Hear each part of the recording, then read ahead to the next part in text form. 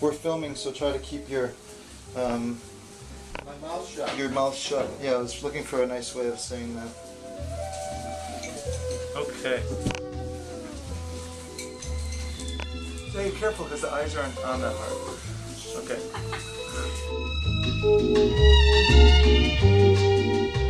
Adam, what are you reading? The teacher's lounge was designed to lounge, not study.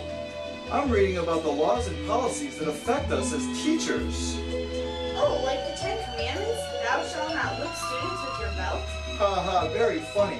Do you even know what the No Child Left Behind law is? Oh yes, we use that in my family. Before we go on vacation, we use that policy. No home alone scenarios in my family. No child gets left behind. Actually, this law is geared towards all public schools in America. No Child Left Behind requires all public schools receiving federal funding to administer a statewide standardized test annually to all students. So, why isn't it just called No Child Gets Out of Taking a Boring Test?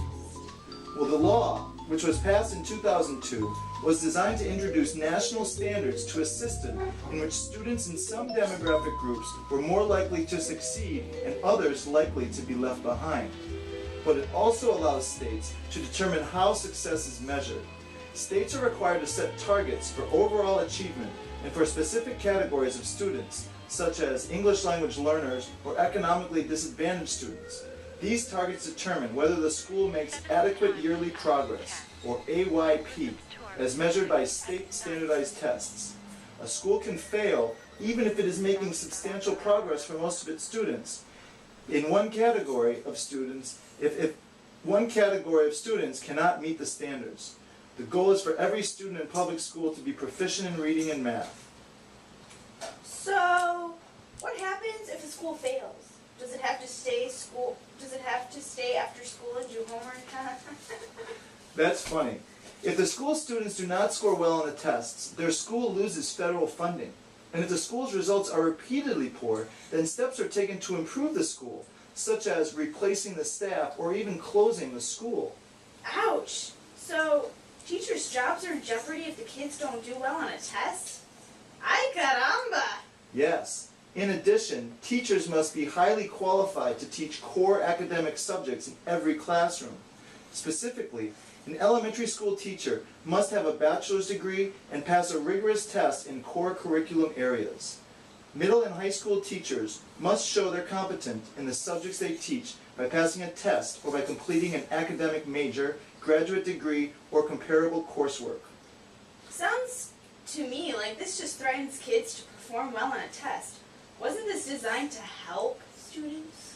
Yes, the law gives options to students enrolled in schools failing to meet the standards. If a school fails to meet their targets 2 or more years running, the school must offer eligible children a chance to transfer to higher performing local schools, receive free tutoring, or attend after-school programs. Okay, so help me out here. I'm not too into fancy words. Is this good or bad? Well, supporters of the law claim that one of the strong positive points is the increased accountability that is required of schools and teachers. According to the law, schools are required to pass yearly tests that will judge how much improvement the students have made over the year. But critics have argued that the focus on standardized testing as a means of assessment encourages teachers to teach a narrow subset of skills that the teacher believes will increase test performance, rather than focusing on acquiring deep understanding of the full, broad curriculum. Okay, so now that we're not lounging, what else do you have to tell me? Well, the other really important one is the Elementary and Secondary School Act from LBJ's time. LBJ? Sounds kind of tasty, like butter and jam. No. Lyndon B. Johnson was a U.S. president back in 1965, a Democrat from Texas. Due to a 19% poverty rate in 1964, he launched a war on poverty. In a continuation of Roosevelt's New Deal, and as part of the Great Society, Johnson believed in expanding the government's role in education and health care as poverty reduction strategies. War on poverty? I'm ready to fight. Wait, let me go get my rifle. Easy there. This is a war fought with laws. The most important part of the ESEA is Title I. Title I was designed to close the skill gap in reading, writing, and math between children from low-income households who attend urban or rural school systems and children from the middle class who attend suburban school systems. Skill gap? Sounds like a mountain climbing term. No, it means that studies showed that poorer students were much more likely to perform badly in school. In fact, students from low-income households were 3 times as likely to be low achievers if they attend high-poverty schools, such as compared to low-poverty schools. Within this context, Title I was conceived in order to compensate for the general educational deprivations associated with child poverty. So, for 50 years, this has been in effect? That's older than my pet turtle. Yes, but the law has changed over the years. For example, strict federal laws and regulations were created to guarantee that funds would be allocated solely to students in need, specifically students eligible for services based on their socioeconomic status and academic achievement.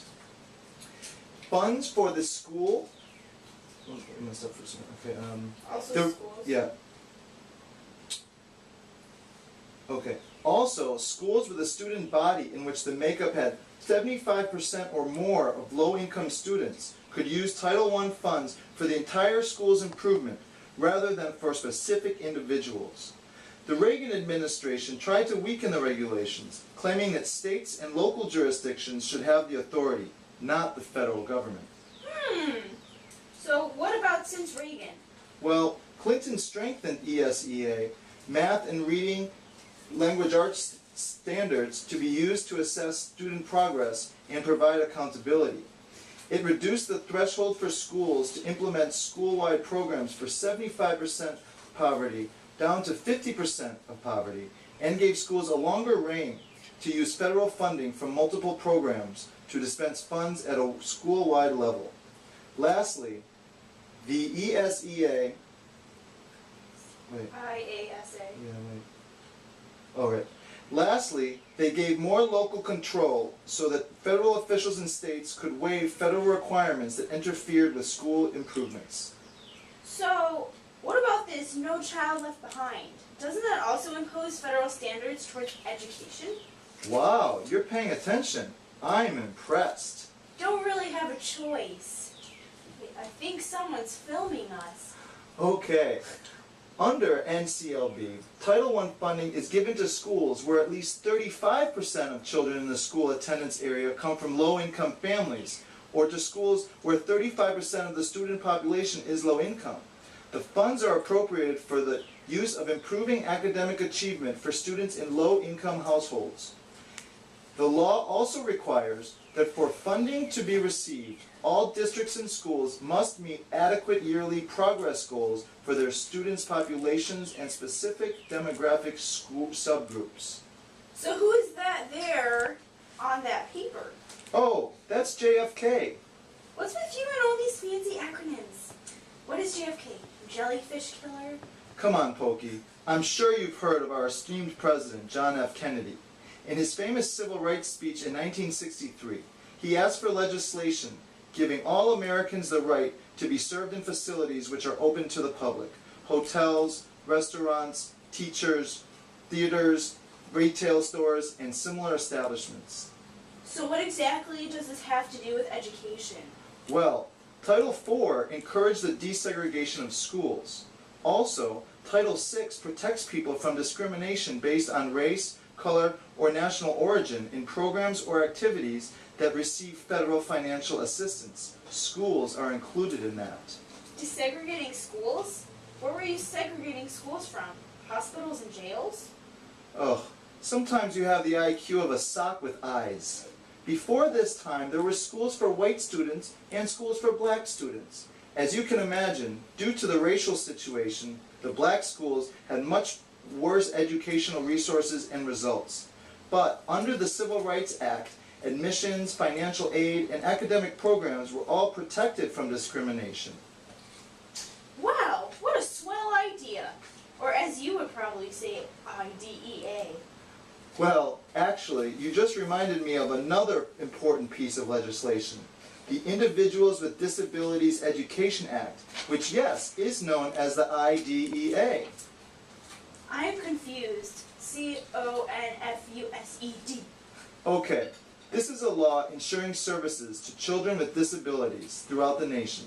IDEA governs how states and public agencies provide early intervention, special education, and related services to more than 6.5 million eligible infants, toddlers, children, and youth with disabilities. But weren't these kids with disabilities already in school?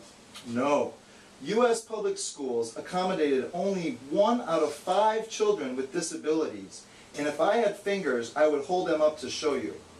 Until that time, many states had laws that explicitly excluded children with certain types of disabilities from attending public school, including children who were blind, deaf, and children labeled emotionally disturbed or mentally retarded.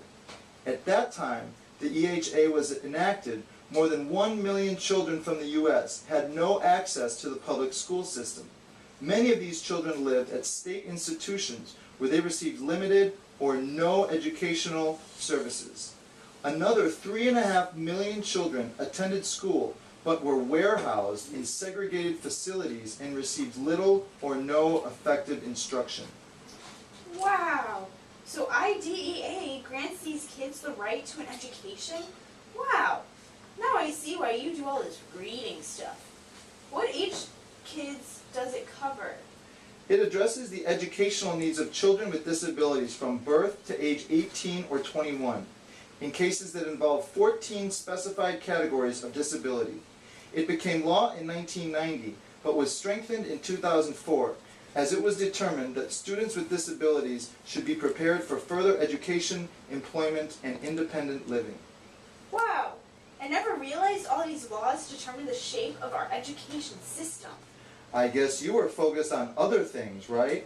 Yep, you got it. Like what? The scores of the hockey game? Your favorite reality TV show? No, actually, I was concentrating on the state of the international education system. Do you know that less than 1 in 6 children in poor countries go to preschool? 25% of children will suffer by stunting by 2015.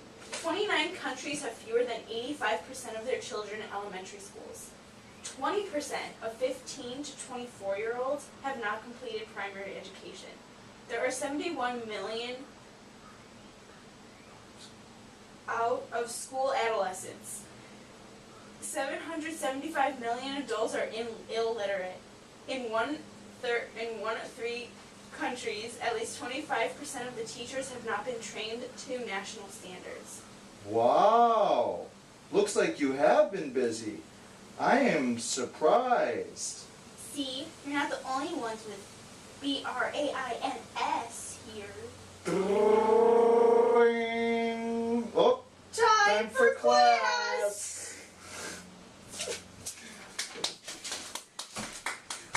Thank you, thank you, Thank you!